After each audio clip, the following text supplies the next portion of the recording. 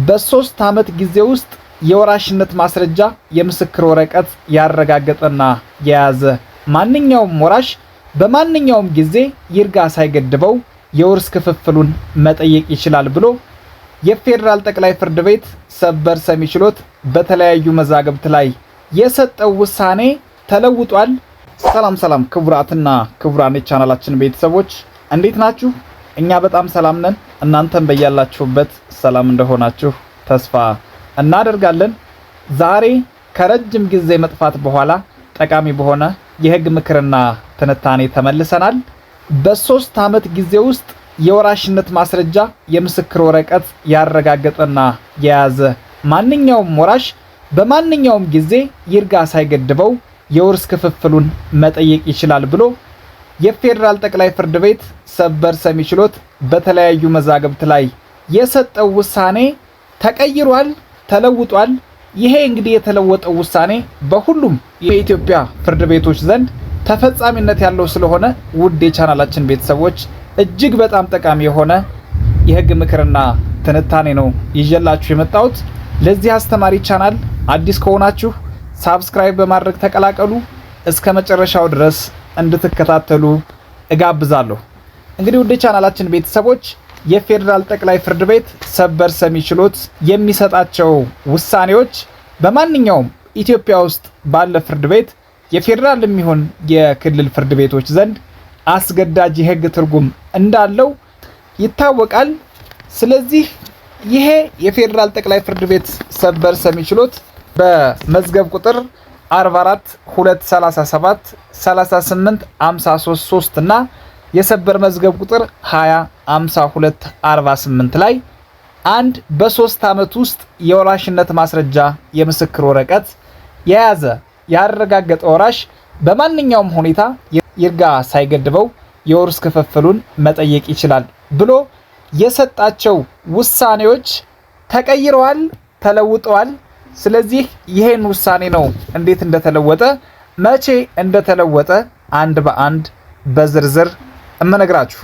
እንግዲህ ወደ ቻናላችን ቤተሰቦች ይሄ አዲስ የተለወጠው የፌደራል ጠቅላይ ፍርድ ቤት ሰበር ሰሚ ችሎት ውሳኔ ጥቅምት 8 ቀን 2017 ዓመተ ምህረት ላይ ነው የተሰጠው። ይሄም እንግዲህ ጉዳዩ የተጀመረው በአማራ ክልል የመጀመሪያ ደረጃ ፍርድ ቤት ላይ ነው። ይሄውም እንግዲህ አመልካች ግንቦት 2 ቀን 2014 ዓመተ ምህረት ጽፈው ባቀረቡት ክስ የሟች እናታቸውን የውርስ ሀብት የሆነውን የገጠር መሬት ለመካፈል ዳኝነት ጠይቀው ተጠሪ ደግሞ በበኩሉ እናታችን የሞቱት መስከረም 14 ቀን 2011 ዓመተ ምህረት ነው።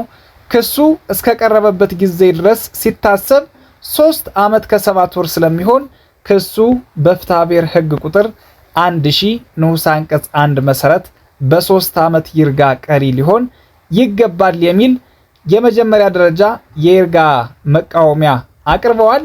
የስር ወረዳ ፍርድ ቤትም እንግዲህ በይርጋ መቃወሚያው ላይ ክርክርና ማስረጃ ከሰማ በኋላ ሟች እናታቸው መስከረም 14 ቀን 2011 ዓመተ ምህረት የሞቱ ሲሆን ተጠሪ ደግሞ ንብረቶቹን ከዚሁ ጊዜ ጀምሮ መያዛቸው በማስረጃ የተረጋገጠ ስለሆነ በፍትሐ ብሔር ሕግ ቁጥር 1000 ንዑስ አንቀጽ 1 መሰረት በ3 ዓመት ይርጋ ቀሪ ነው በማለት ወስኗል። የክልሉ ከፍተኛ ፍርድ ቤትና የክልሉ ሰበር ሰሚ ችሎትም የአመልካቾቹን የይግባኝና የሰበር አቤቱታ ባለመቀበል ሰርዘዋል ማለት ነው። እንግዲህ የሰበር አቤቱታው የቀረበው በዚህ ውሳኔ ላይ ነው ወይም ደግሞ ይህን ውሳኔ በመቃወም ነው ማለት ነው። እንግዲህ አመልካች ወላጅ እናታችን የተለዩት መስከረም 14 ቀን 2011 ዓመተ ምህረት ሲሆን አመልካቾች ወራሽነታችን በደላንታ ወረዳ ፍርድ ቤት በአንድ ዓመት ጊዜ ውስጥ አረጋግጠናል።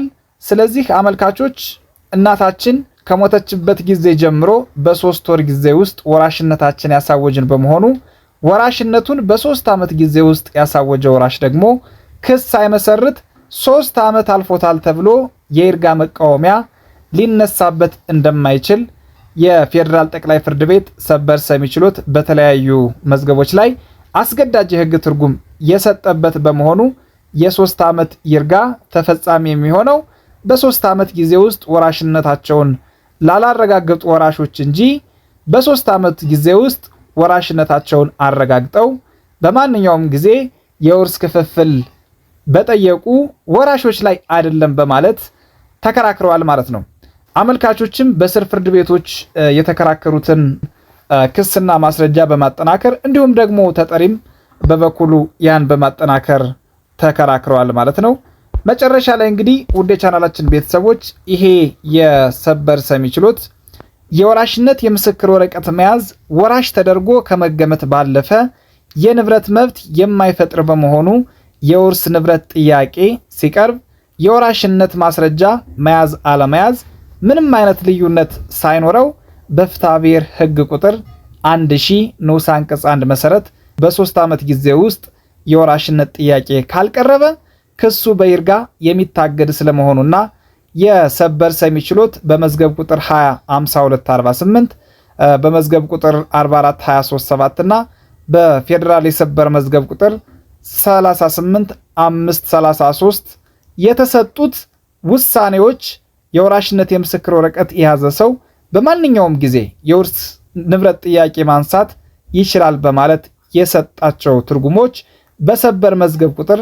243973 ላይ በ7 ዳኞች ተለውጧል ብሎ እንግዲህ ሰጥቷል ማለት ነው። እንግዲህ ወደ ቻናላችን ቤተሰቦች ይሄ የፍትሐ ብሔር ሕግ ቁጥር 1000 ንዑስ አንቀጽ 1 በወራሾች መካከል የሚነሳ ማንኛውም የውርስ ጥያቄ በ3 ዓመት ጊዜ ውስጥ መቅረብ እንዳለበት ያመለክታል ማለት ነው። ስለዚህ ይሄ የፌዴራል ጠቅላይ ፍርድ ቤት ሰበር ሰሚ ችሎትም ይሄን የህግ ድንጋጌ መሰረት በማድረግ ነው ከዚህ በፊት ሰጥቷቸው የነበረውን ውሳኔዎች የለወጠው ማለት ነው።